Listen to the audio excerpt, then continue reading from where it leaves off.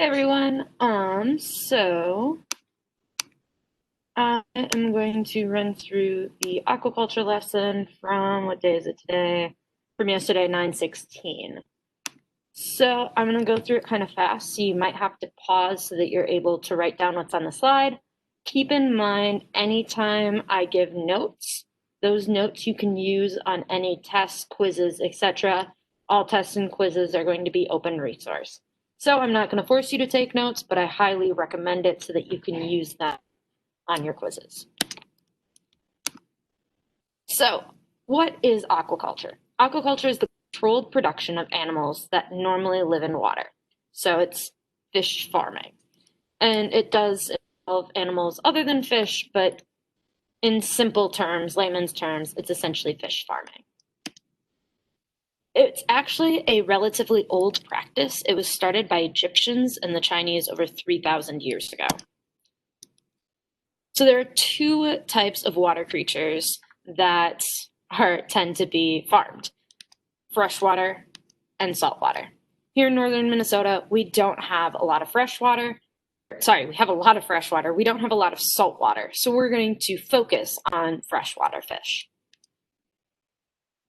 Animals raised for production may include crustaceans, so like shrimp, crayfish, lobster, mollusks like clams and oysters, amphibians such as frogs, reptiles like alligators. Alligator farming is a thing.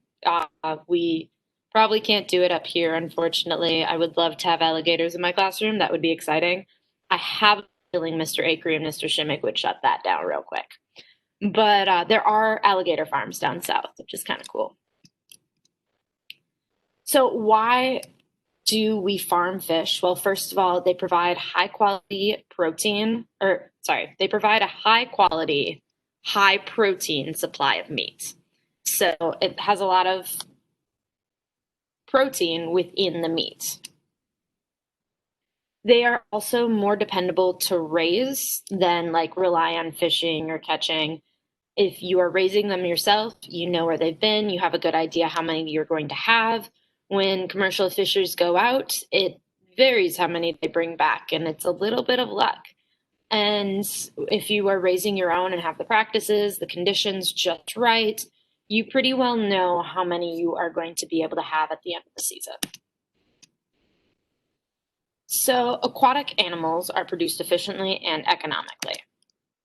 Fish actually account for 12% of the meat consumed in the United States, which is kind of insane. I'm not a big fish person. I don't really like fish.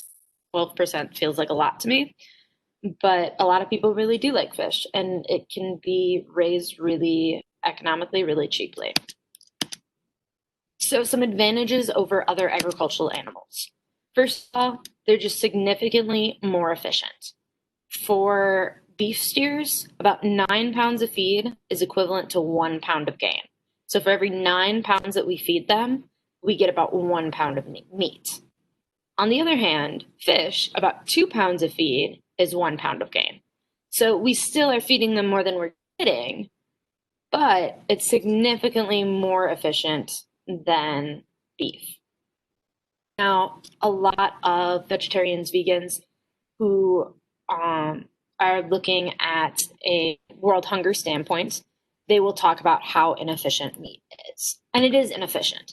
If we ate all the plants that we grew for animals, we would not have to raise nearly as much food to combat world hunger. However, there are nutrients in animals that are harder, not impossible, but harder to get if you just have a plant-based diet. So there's benefits and negatives, positives and negatives to both vegetarian and non-vegetarian lifestyles. But one of the arguments is that inefficiency piece. And fish are more efficient than beef. They're more efficient than swine or pigs. They're about equivalent to poultry. Chickens are also about 2 pounds of feed per 1 pound of gain. So they're pretty equivalent there. So one of these reasons why fish are so efficient is because they're ectothermic. That means they're cold-blooded, meaning they adjust to the temperature in their surroundings. We're warm-blooded, so we take a lot of calories just to like stay alive. If I just sat in my bed all day and did absolutely nothing, my body still needs a lot of calories just to keep me warm and keep everything going. So for example, I've only taken, well, not an example, but you need food even just to sit there. And fish do too, like they still have a metabolism. But being that they don't have to regulate their own temperature, the tank does it for them. That's just one less thing that they have to do. It does make it so you have to be very, very careful about what temperature their water is. That's why it's really important to have a thermometer in the fish tank so that you can monitor how hot or cold it is. So as I just said, less energy goes into maintaining that constant body temperature. That is where we left off yesterday.